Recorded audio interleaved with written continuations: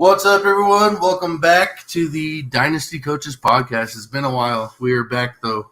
We've been out for a couple weeks now, but we are finally coming back and giving you guys as much info as we can on the Dynasty here. So, as always, we got my co-host here, Charlie. What's good up, to be back. Heck yeah, it's fun. I love doing this stuff, man. It's my favorite part of the week. So we're gonna have Nick coming on here in a little bit too. He's just finishing up something that he'll be right back on. So today we're just gonna talk about some of the surprisingly good teams in the league so far. There's been a lot of surprising teams out there. Nobody thought we're gonna be good. They're actually becoming a pretty decent franchise. It's been a weird year, but we're also going to talk about some severely underperforming teams. There's also been a lot of those. Nobody really thought was going to be as bad as they've been. So we'll just go ahead and get right into it. First off, give me a surprising player, your most surprising player you got so far this year. Well, for me, I think it's got to be Justin Fields and the Chicago Bears. Because we all know that he really struggled last year. And with a new coaching system in place, we knew there was going to be some improvement. But I didn't think it was going to be on this type of scale. Over the past several weeks, Justin Fields has been the fantasy QB1. And he, just last game, was absolutely torching the opposing defense. I think he had 161 yards on the ground. And he had like a 61-yard scramble for a touchdown. Putting up like 40-plus fantasy points. He actually broke the record. Yeah, he's finally using his legs. You know, something that Matt Nagy couldn't figure out. You know, a defensive coach in Matt Eberflus was able to figure out, hey, maybe we should use, our QB's best skills to our advantage. And it's working wonders. Still a little bit of work to do, obviously, in the passing game. But, I mean, what he's doing with his legs is more than enough. And he is putting it all out there. It's helping the Bears and it's helping fantasy owners. And for Dynasty, I mean, he's looking like, the best, if not second best option out of that draft class a year ago. Yeah, he's reminding me of Jalen Hurts' progression right now. I mean, they're very similar. In Hurts, big-time rusher, was struggling passing. Well, Fields is a big-time rusher, kind of struggling passing. Didn't really have a weapon with Hurts before A.J. Brown got there. Devontae Smith, you could say a little bit, but Fields has kind of got nothing to throw to right now. They just traded for Claypool, but I mean they're two very similar situations, and we all know what Hurts is doing this year. So Fields can make that type of jump. We're gonna be looking at a very good QB. So I'm gonna go with my most surprising player as Tua. You know what he's done with the Dolphins. I mean, despite the concussions that he had. Or the one concussion that he had. We all know that first hit was a concussion, but we won't talk about that. But Tua has been lights out. I mean, he's currently sitting at number 13 in fantasy, but fantasy points per game, he's number 6. And I knew he was going to have an upgrade with getting Tyreek Hill there. I mean, you got two of the fastest wide receivers in the league right now, and Hill and Waddle, and then Gesicki's been pretty good. But I didn't think that he'd be as good as he's been. I mean, he's kind of playing unstoppable right now. So, what do you think about him? Yeah, I mean, another one that we didn't really see coming. I mean, we knew that the Dolphins' offense was going to get better, especially after getting Tyreek Hill, and they brought in a couple of other guys in the offseason. To really help kind of shore up the offense and bring in an offensive weapon of a coach in Mike McDaniel. And he has really kind of opened up this offense to suit Tua's, skill set. Excuse me. And it's working. You gave him a dynamic receiver in Tyreek Hill to pair with an already dynamic receiver in Jalen Waddle. You got a really solid tight end in Mike Gesicki that he's getting enough out of his offensive line in terms of pass protection.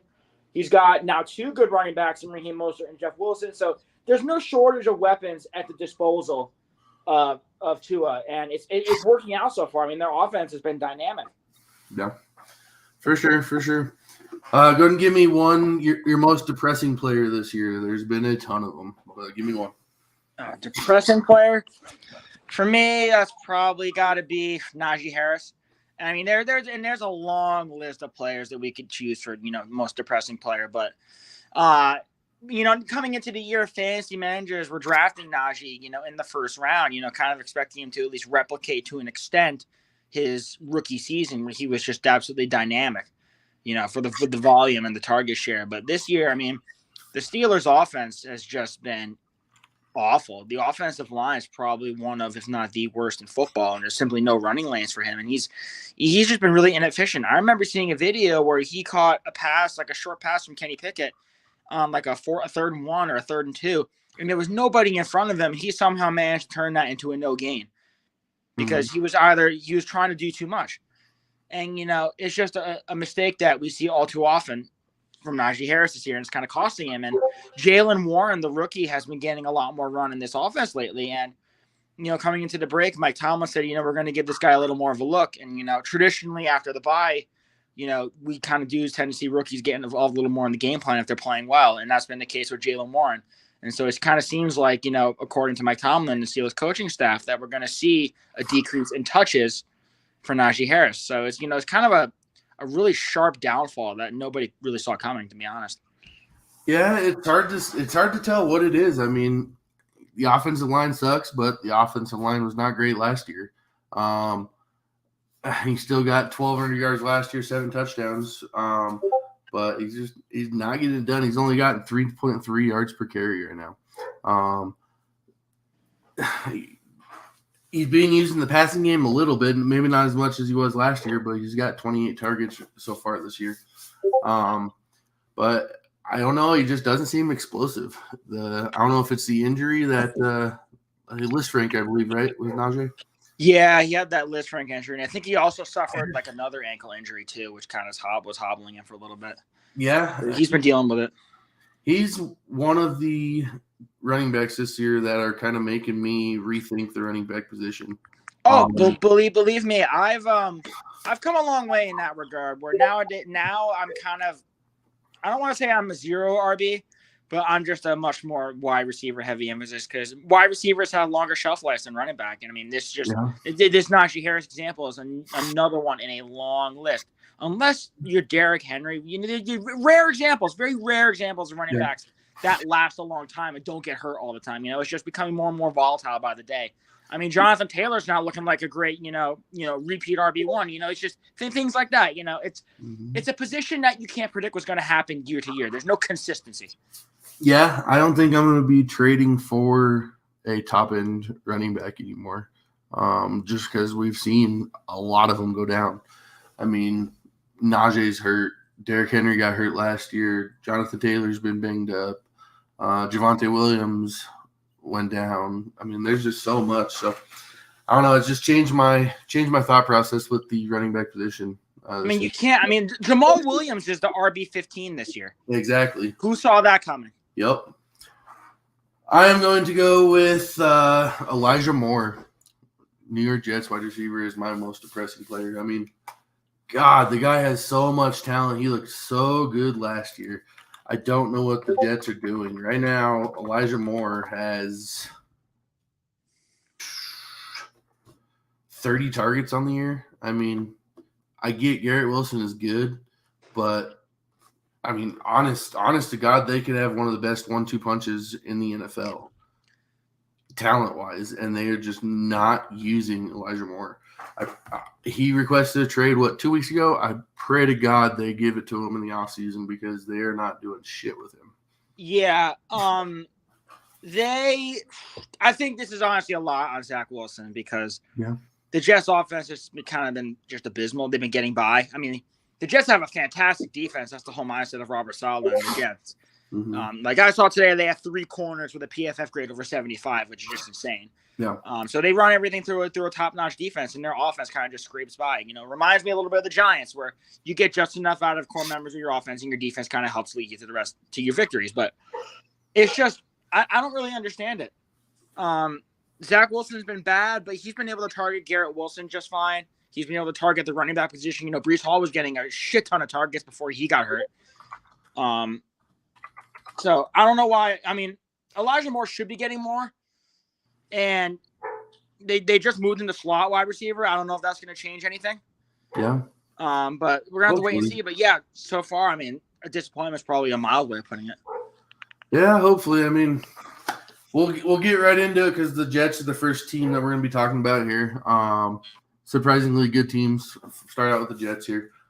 Right now, target distribution right now is Garrett Wilson, 68, Tyler Conklin, 50, then Corey Davis at 34. Oof. I get Corey Davis has been decent in the past, but come on, you got Elijah Moore, a very explosive young wide receiver. There's no way in hell Corey Davis should be getting more targets than Elijah Moore. I don't see it.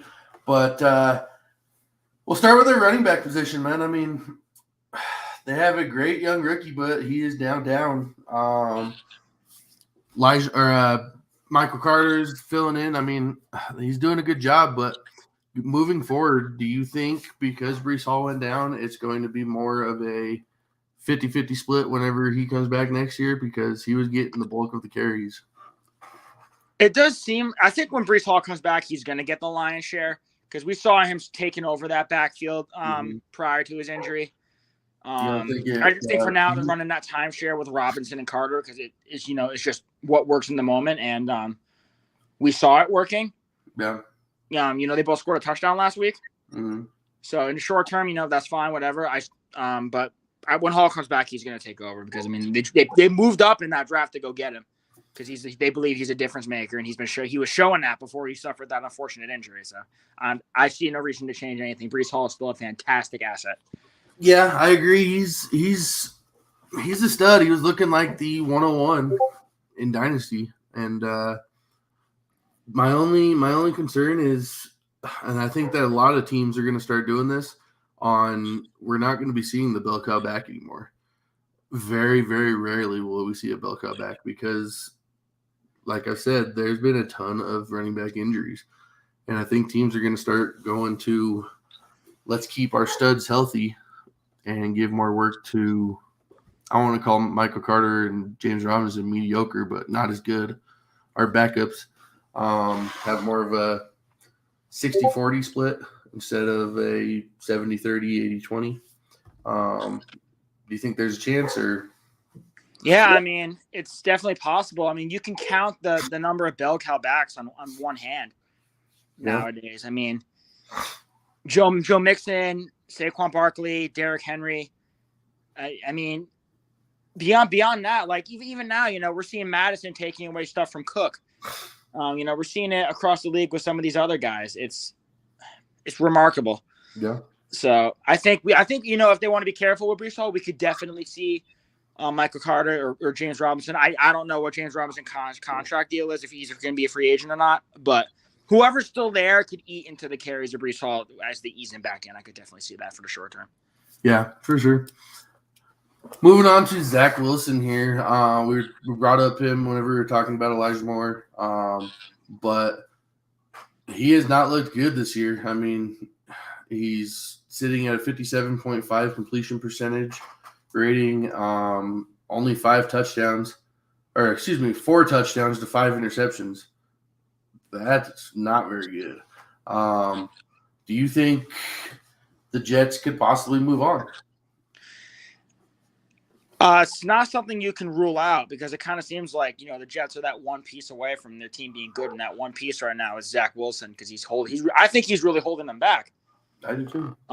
Because he just simply hasn't been what they thought he was going to be. He's still making a lot of mistakes that a rookie would make. He's getting, put into the ground a lot because he's making some poor decisions. I know he's not being helped by his offensive line, but still, a QB has to have a high IQ and make good decisions even when he's on the run.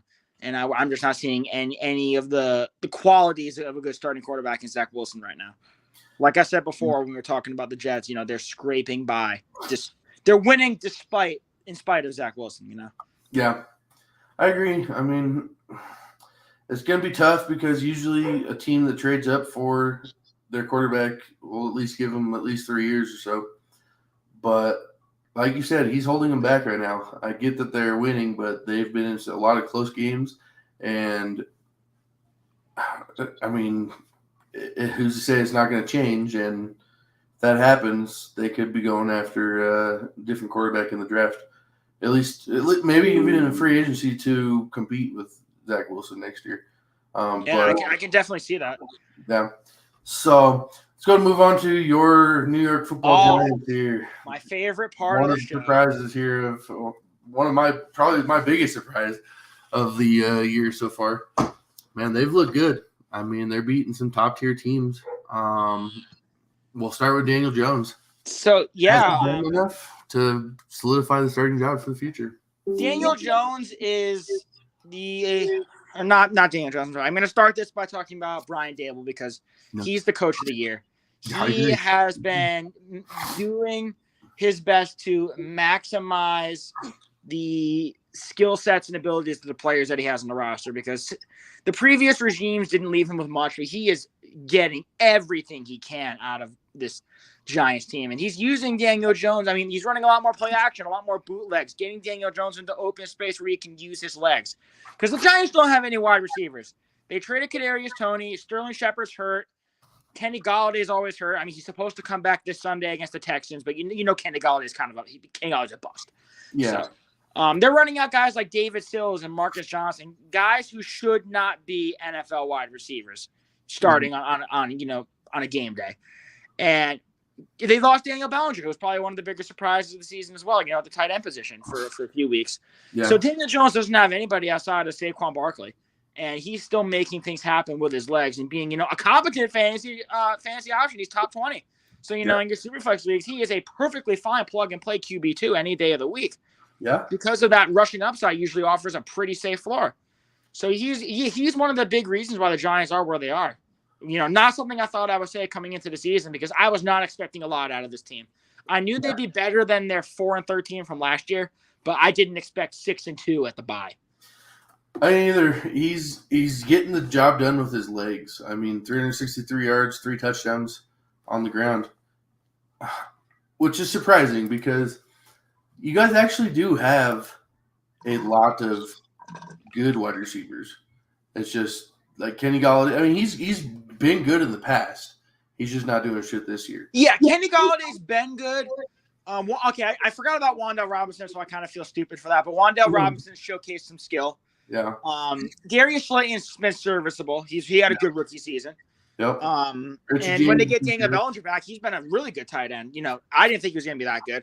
Yeah. So he has options. He just doesn't have a true number one option. I agree. And so honestly, that's why I was speculating the Giants might go after a DJ Moore type at the trade deadline because when Brian Dable was in Buffalo, he went out and got Josh Allen, Stephon Diggs. Yep. Now, I don't know if they're just trying to conserve draft assets, which I do get for a team in the Giants situation because this is kind of an overperforming 6-2. So I get it. But I think in the offseason or in the draft, they're going to go and get an alpha for whoever ends up being the QB. Well, yeah, they're overperforming, but the defense is good. Oh, yeah. The defense is good, but you go out and get them a DJ Moore type receiver. The true number one. I mean, Wan'Dale Robinson is going to be good enough for at least the number 2. Saquon Barkley is still a stud. The offensive line has looked good. I think they might be 1 or 2 pieces away. I think it's going to be a little more than that. I guess it's just from someone who watches the team a lot of the time. The defense. They need a linebacker. They don't have any linebackers. They could use another corner opposite Adoree Jackson. They need a good wide receiver. They're missing the interior offensive line is kind of a disaster in pass protection. So they could use some guys there in the long term as well. But they've got a lot of the key pieces down. They've got starting bookend tackles. They might have the QB in Daniel Jones now because he's shown a lot of improvement. It's just a matter of locking him and Saquon Barkley up. Honestly, more than anything else. Yeah. I mean, for everybody that said Saquon's done, shame on you, I guess, because Saquon has looked very, very good this year. Saquon's looked like the Saquon of old. And I actually, funny about that, because I had him in one of my Dynasty leagues, but I talked myself into saying, I don't know what he's going to look like after this year, so I want to sell high. Yeah. So I actually traded him away for A.J. Dillon, Drake London, and a first-round pick. It's not bad. Yeah. So my top 3 wide receivers are Justin Jefferson, Chris Olave, and Drake London. That's going to be good for the future, for sure. Yep. And then I have no running backs outside of Javonte, but like I said, it's a work in progress. But anyway, the Giants, I love where we're at 6-2. You get the Texans this week. You get the Lions after that. You could go into Thanksgiving against Dallas at 8-2, and not something I would have thought about. So it's pretty wild. I'm just here for the ride. I'm going to enjoy it. Heck yeah, better than what I'm going to be doing. We'll talk about that later, though. Moving on to Chicago Bears. We've talked about Justin Fields and the way that he's looked. I mean, he's been awesome the last couple of weeks. It took him a little bit, but he's been awesome. But I want to talk about David Montgomery right now. He's kind of struggled a little bit. He's currently number 30 in fantasy right now. Is that what we're going to be seeing from him? Because Khalil Herbert has just kind of taken over as at least maybe 1B on that team. Yeah, I think we're kind of seeing a bit of more of a split share, closer to 50-50, maybe 60-40, because Khalil Herbert has shown himself to be the more explosive back. He's the one ripping off all these big plays. Yeah. And, we're just not seeing the David Montgomery is kind of a grinded out for a few yards here and there. Now, Montgomery is still the superior pass catching option. No question about that. So that gives him the upper hand for now. But Khalil Herbert is clearly the better rusher. Yeah, I kind of agree with that one. I mean, he's got almost 200 yards more on the ground than Montgomery, 2 more touchdowns. Which sucks because I got a lot of David Montgomery shares right now, but Herbert's looking better, and he's a lot younger. So, free agent next year, I believe his contract. Yeah, I think his contract is up, along with it's actually gonna be a pretty decent free agent running back class. Yeah, I agree. Move on to the wide receivers here. Darnell Mooney, Cole Kmet, and then they just traded for Chase Claypool.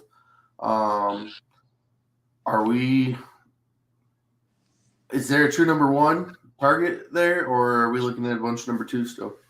I still think we're looking at a bunch of number 2s. Okay. None of these guys really have the skill set to be bona fide number 1 options, in the long term. I think Mooney is a fine number 2. I think Claypool is a 2 or a 3. So they're still searching for that number 1 type. But these guys are kind of being forced into their roles. Yeah. Do you think Cole Kmet is on his way to a breakout season? I mean, he hasn't been used a whole lot, but the last 2 games he has 3 touchdowns.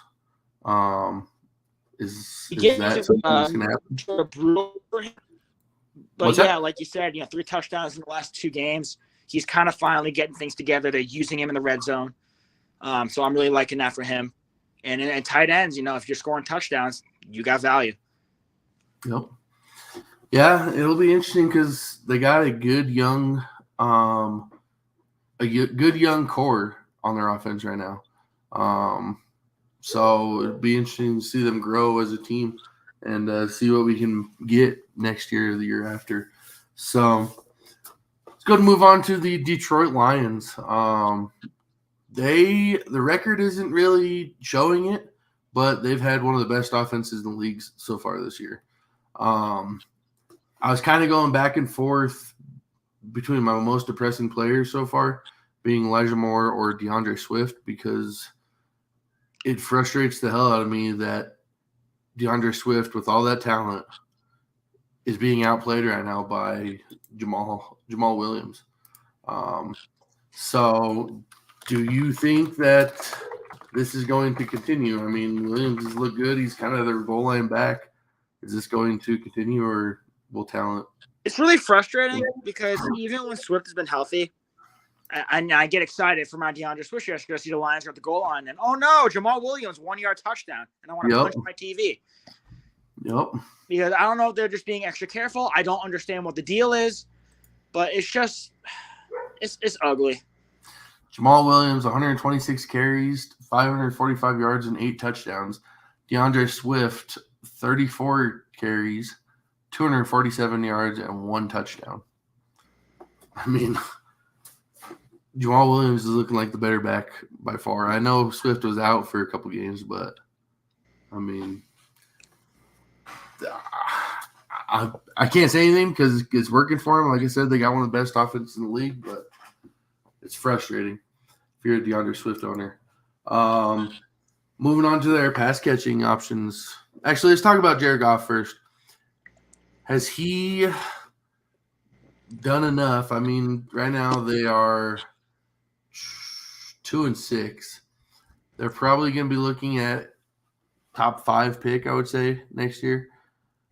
Do you think that they replace Jared Goff? Yeah. Because Jared Goff was an exciting story for the first few weeks of the season where it's like, oh, my God, wow, look at what Jared Goff's doing. The Lions are such a high-powered offense. But now we've kind of seen a return to the Jared Goff of old. Yeah. So, yeah, I don't think he's that long-term answer. If the Lions are trending towards a top 3 pick, they got to use it on one of those 2 quarterbacks, provided they're on the board. Do you think that Goff is still there and they kind of break the rookie in slowly? I could see having Goff be that mentor type. Let the rookie sit the year or half the year and it also depends on the quarterback market this offseason. Are there going to be any teams that are looking for a QB to start in the offseason where the Lions could trade Jared Goff in that contract? That's true. That's also something to keep an eye on. Yeah, that is true. Let's go ahead and move on to the receiving here. Amon-Ra St. Brown.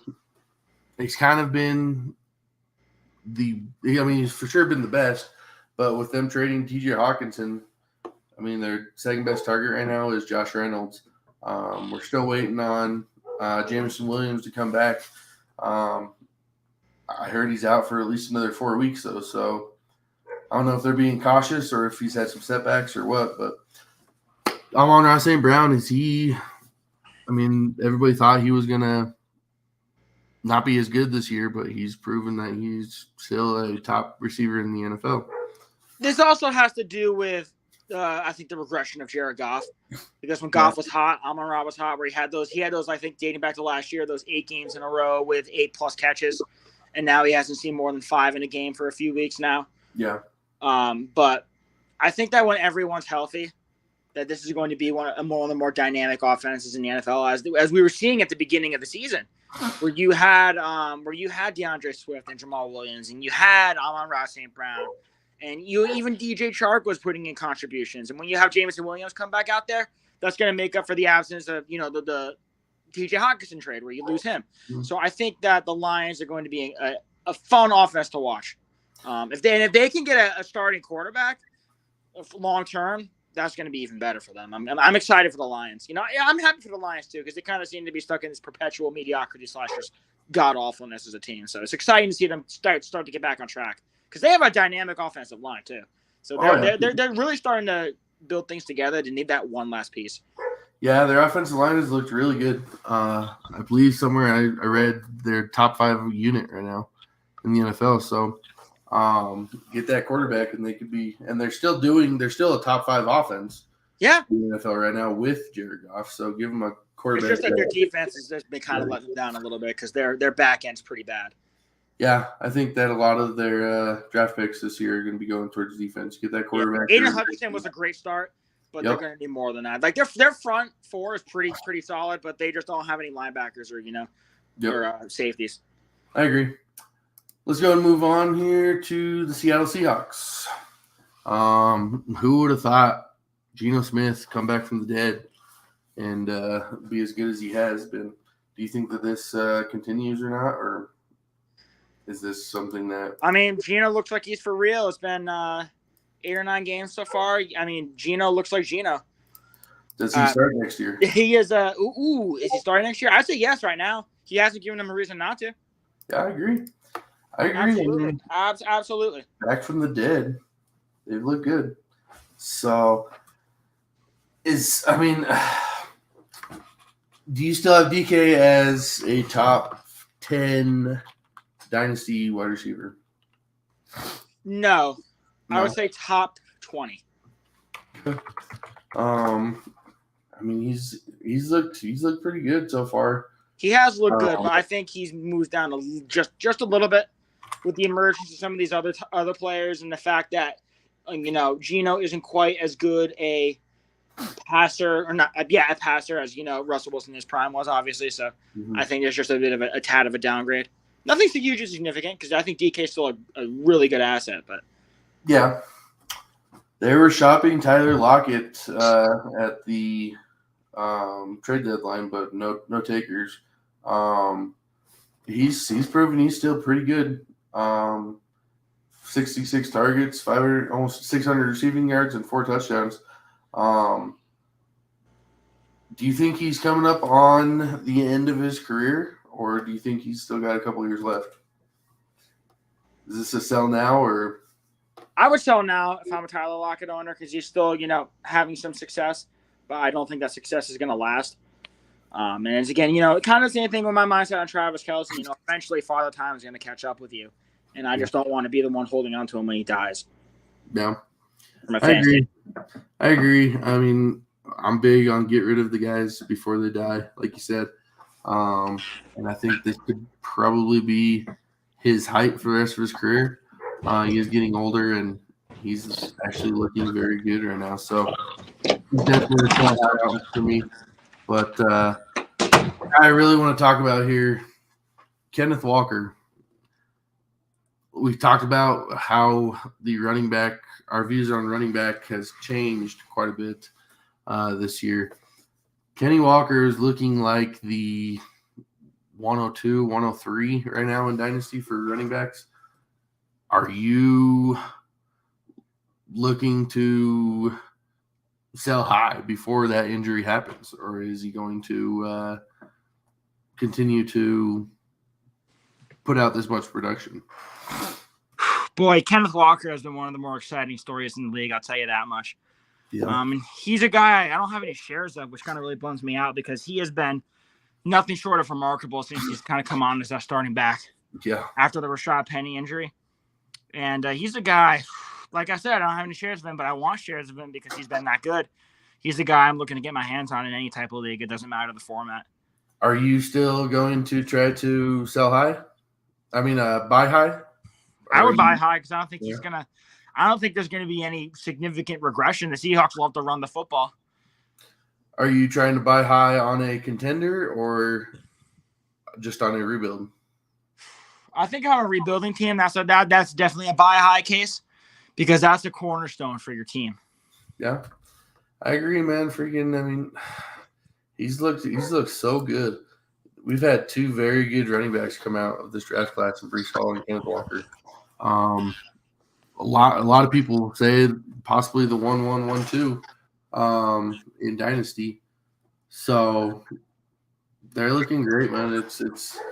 It's been fun watching him go this year. So we'll go and move on to the last team here. We've talked enough about Jacksonville Jaguars and Miami Dolphins. So let's go ahead and move on to the severely underperforming teams. We'll start with the Arizona Cardinals. What has happened to Kyler Murray and the Arizona Cardinals offense right now? Starting to turn around a little bit, but man, was it just because DeAndre Hopkins was out of this offense? Because they looked bad for the first half of the season. I kind of think this is also the Cliff Kingsbury effect.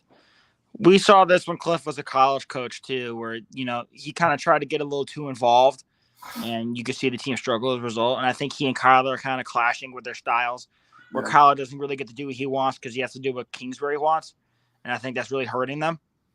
And the Cardinals have just been a brutal team, especially in the second half. Yeah. I mean, in the second half of the season, second half of a game, like the Cardinals are probably one of the worst teams in football, and it's because when it comes down to crunch time, Cliff Kingsbury isn't making the right decisions, and it's kind of costing his team. Because the Cardinals have all this talent, and they should be doing something with it. Mm-hmm. Do you think it's a possibility Cliff Kingsbury's gone? They just give him absolutely. They just gave him that big extension, though. As far as I'm concerned, he's on the hot seat. Yeah, I would think, but they just gave him and Kyler Murray the big extensions. Yeah, I get extending Kyler Murray. He's your franchise quarterback, but Yeah. Cliff Kingsbury, that doesn't make much sense to me. Get him the hell out of there. I agree, man. I mean, he's been bad so He's far. doing nothing but hurting them. Yeah, I agree. James Conner, who's the back to own right now in Arizona? James Conner or Eno Benjamin? There is no back to own in Arizona because it's just an awful situation. Yeah, I agree. Theoretically, it should be James Conner, but he once again, James Conner is proving he cannot stay healthy. Yeah, for sure. Pass catchers here. Anything to talk about other than? I think it's a good time to buy low on Hollywood Brown. Yeah.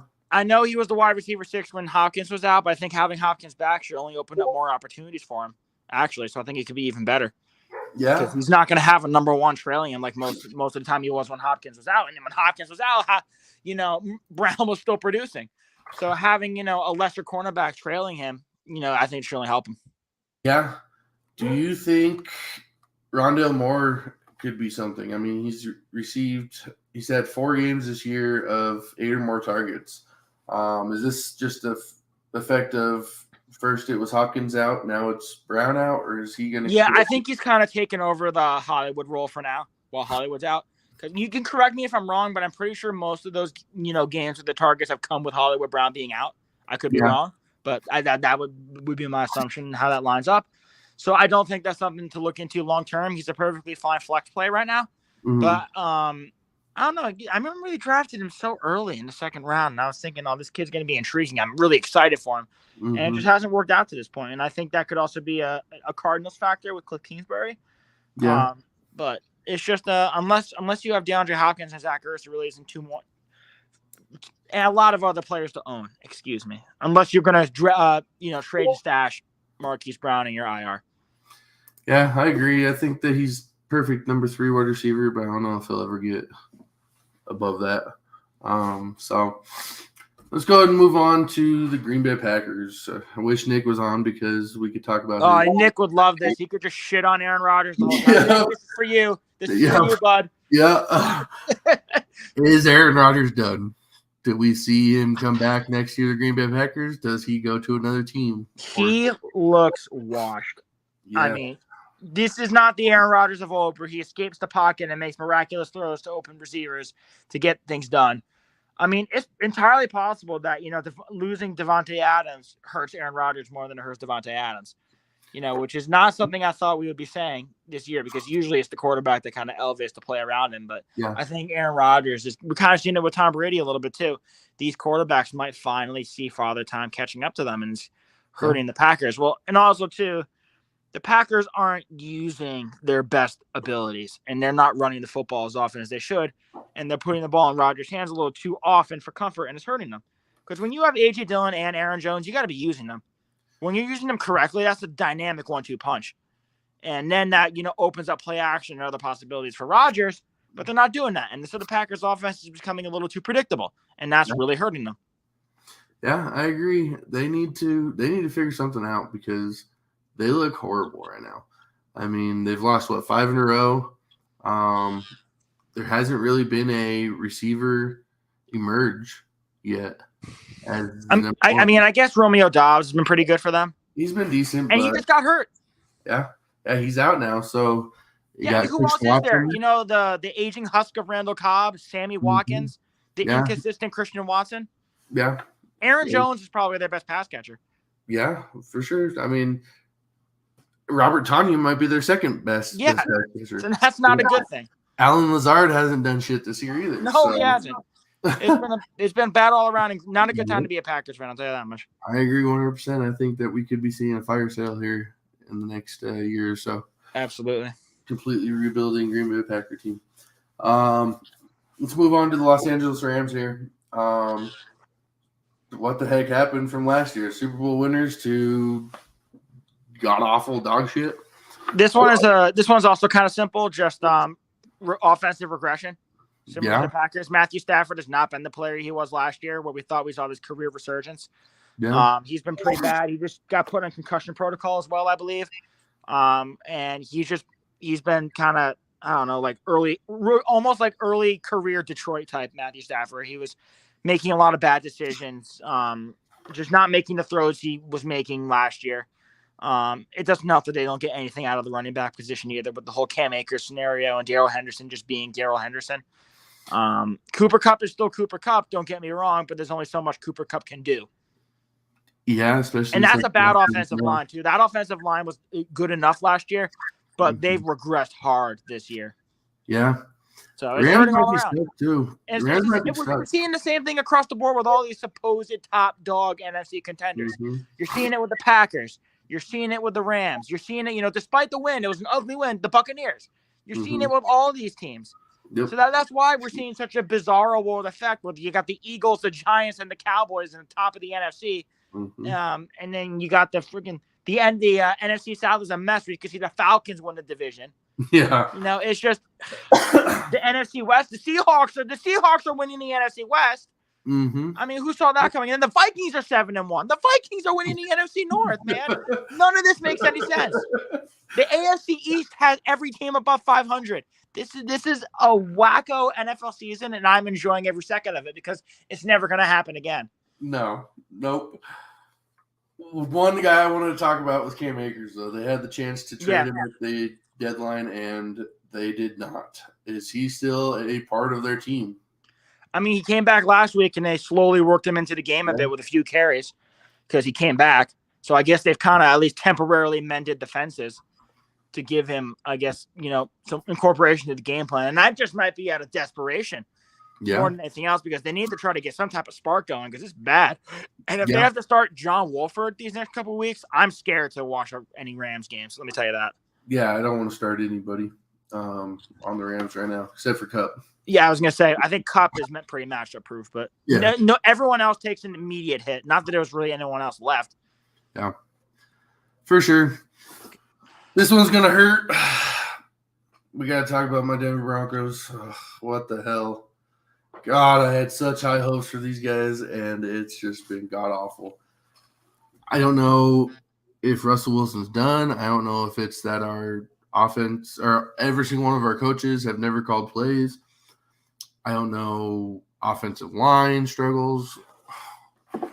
As an outsider, what do you see? I don't know. I'm just saying that I've had to watch way too many primetime Broncos games this year for my taste. Yeah. And I haven't. I'm sure it hurts way more for you, obviously, than it does for the average viewer. But does Nathaniel Hackett know what he's doing? Because it just seems to me that he's kind of pushing all the wrong buttons here. There's a lot of talk that had he not won this last game, he would have been gone after the bye. Do you think he could be a one-and-done coach if the Broncos don't figure things out? Honest to God, if the offense continues to look as bad as it has, I never thought the offense would look worse than it did last year. But if it continues to look this bad, I think Nathaniel Hackett is gone. And I kind of hope it happens with the way that everything's gone. I mean, right now, there are no fantasy viable players on this Broncos offense. You can't start any of them. Nope, nothing. And it's not something you thought I thought would happen coming into this year. I thought, oh my God, Cortland Sutton, he could be a wide receiver one. Jerry Jeudy, he could be a guy you could start on a weekly basis. Javonte Williams. That was unfortunate because I think Javonte would still be pretty good. Yeah, if he was healthy. That's a freak injury. And I didn't think Russell Wilson was gonna shit the bed either. This has been bad all around. It's just I agree. The one bright side that I can think of is Greg Dulcich. He's been showing out a little bit lately. So that's a nice little find to the tight end spot. What the hell happened to Albert O, man? Everyone's hyping up Albert O, and he's just gone down to shitter. He's not even active last two games. Yeah, they've been just going with Dulcich. I mean, they did spend a third-round pick on him, I'm pretty sure. So yeah, I don't know. He's just completely gone to shit. They don't want to play him even. But right now, I think would be the time to go buy low on some of these guys, though. Because, absolutely. Like I said, they're very extremely talented, and when they figure it out, whether it's with Hackett or not, they're going to be good because they're too good not to be good. But as of right now, I can't start any Broncos on my roster right now. So go out and buy them low while you can, but I wouldn't be starting any of them. Indianapolis Colts here. What are they doing? They just fired Frank Wright. All right, fine. He hasn't been great. They hired Jeff Saturday. Well, hire a high school coach, Jeff Saturday.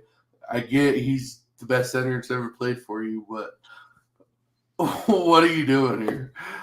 I don't know. I mean, I have a good friend of mine who's a Colts fan, and I'm sorry. Shout out to you, Andrew. This is gonna hurt for you, man. But it's just been a regression across the line for the Colts. Their offensive line was supposed to be their biggest strength, but I mean, outside of Quentin Nelson, it's been even Quentin Nelson hasn't been as good.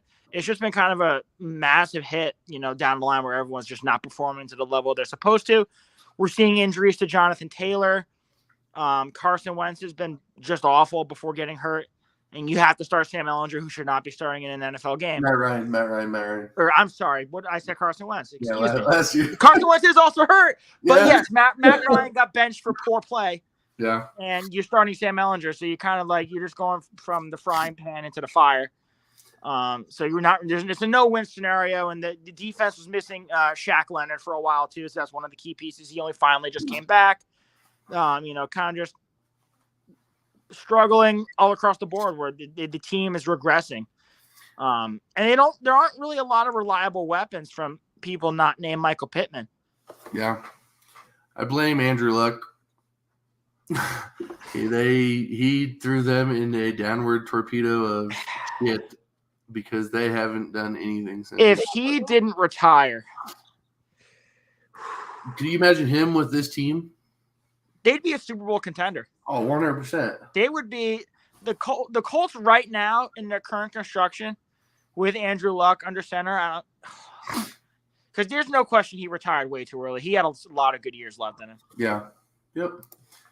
The one bright spot here has actually been Paris Campbell.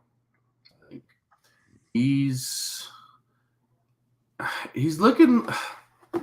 I want to say he's looking like a true number 2, but he's been showing why he was that first round draft pick. 4 or 5 years ago? I think it was a second rounder, but yeah, high draft pick regardless.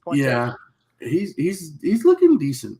I mean, he was always been one that if he can stay healthy, he's going to be good. He wasn't able to stay healthy. So, do you think that he might be a kind of buy low, go get him, and whenever they get a solid quarterback, he could be something? I think there's potential for that. I mean, obviously with Sam Ehlinger under center, his value is not going to be very high right now. So if they got an actual quarterback, I think that could be nice. The Colts have 3 good offensive weapons that could honestly all be argued as buy lows right now just because of the poor quarterback play in Indianapolis.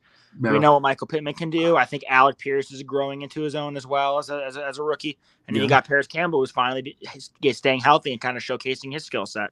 So it's just they are good guys to go out and get right now. While the Colts are sucking, so when they get better and have a good quarterback, that situation will resolve itself. We forgot about Jelani Woods too. We didn't even talk about him. He's kind of flashing a little bit, although obviously Mo Alley Cox is still taking those lion's share. But Jelani Woods has flashed a bit in the chances he's gotten, so I'm kind of excited for him. Yeah, for sure, he could be a big time. You don't spend a day 2 pick on him and just waste him. So he's going to get more opportunities sooner rather than later. I agree. Let's go and talk about the last team here, Las Vegas Raiders. I didn't think they were going to be all that great, but a lot of people said Devontae Adams is coming to save this team. Josh McDaniels is going to turn the team around. They have not looked good at all. Derek Carr has looked like shit. Josh Jacobs has been very good so far this year, but like I said, he's a free agent next year. So who knows if they're going to be re-signing him or not. Devontae Adams finally turned it around this last game, but do you think that the Derek Carr, Devontae Adams connection is kind of a bust? I don't want to say it's a bust because they have a connection. They're still working on it. We saw last game those two were connecting very often. I mean, the Raiders finally did something right after that awful game where they put up 0. But I mean, for being a supposed offensive wizard, Josh McDaniels has just been kind of awful.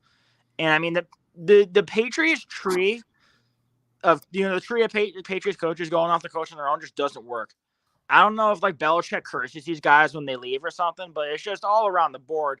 Guys who coach with Belichick just don't do well. I agree. And it seems to continue with Josh McDaniels. So, it wouldn't surprise me if they end up letting him go. And it's funny today. So, you know how Elon Musk bought Twitter? Yeah. And you can like buy a verified Twitter profile for $8. Mm-hmm. So somebody did that today. They made a fake Adam Schefter account and said, "Oh, the Raiders have parted ways with Josh McDaniels." And I'm like, "Oh my God, did they really?" And I'm like, "Oh wait, it says not Adam Schefter." Well, but it just reminds me, we could actually be seeing that real Adam Schefter tweet sooner rather than later. Yeah. If the Raiders don't find some consistent offense. Yeah. Do you think Derek Carr is their quarterback next year? I mean, they're 2-6. They could be looking at a top 5 pick too.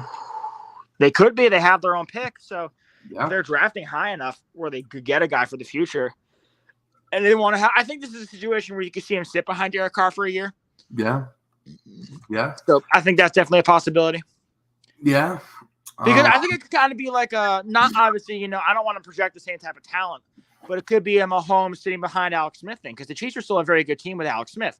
And I think that the Raiders could have some positive regression and be a very good team with Derek Carr next year. But then you also still have that rookie that you got from having a high draft pick lined up, ready to go. Yeah, it's definitely a possibility. I mean, Carr has always been one of those quarterbacks that has never been great, but always been serviceable. So I think give him a little bit more time, we could be seeing these, decent play on the second half of the season. But I don't know, man. I think part of it is Darren Waller has been shit. I was gonna say we probably could have thrown him into the mix for one of the most disappointing players this year because he hasn't been able to stay on the field at all, and that's been the only thing. Yeah, I think that's killing him right now. Right now, they really only have Devontae Adams. I mean, Mac Hollins, they don't have a consistent number 2 option.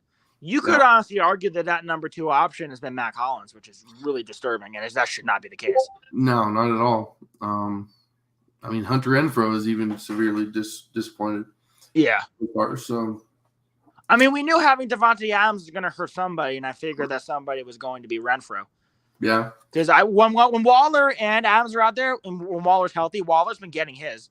Yeah. Renfrow's the one that's been hurting. But now, even with Waller out, Renfrow still hasn't been doing that much. So, I guess it's just Hunter Renfrow regression season. Yeah, for sure. One last thing, Josh Jacobs. Do you think they bring him back? I mean, he's currently the running back 7 on the year. Do they bring him back? He's showing out and he's showing them why they should, but this could be one of those contract year type of things where the player balls out, where they're playing for a new contract, gets a new contract, and then we see the play taper off a little bit. So I'm wondering if the Raiders are going to be a little cautious about investing so much into the position when you did just draft Zamir White, who granted hasn't seen the field that much, but they could just say, hey, we'll do a committee next year and we'll invest these resources into positions that we need because obviously they have holes that they need to address because they keep cutting. They need to draft better. The Raiders don't. You saw that they just cut Jonathan Abram and got picked up by the Packers. They have had 3 first-round picks, either had their 5th-year options declined or just straight cut. Cleveland Farrell was a bust. Jonathan Abram was a bust. I mean, Josh Jacobs was the only first-round pick out of that class that actually worked out. And Alex Leatherwood was a bust. He got cut. He was way more recent.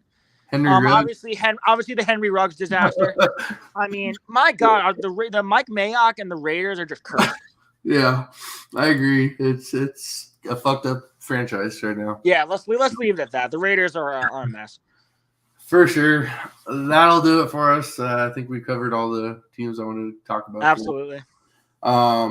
It's good to be back, man. Good to be talking again, talking football, and hopefully we get to continue this every week, whatever we decide to do. So hopefully we can get Nick back on this next one. I think he was having some connection issues. He texted me that. So, but next week we'll get him back on.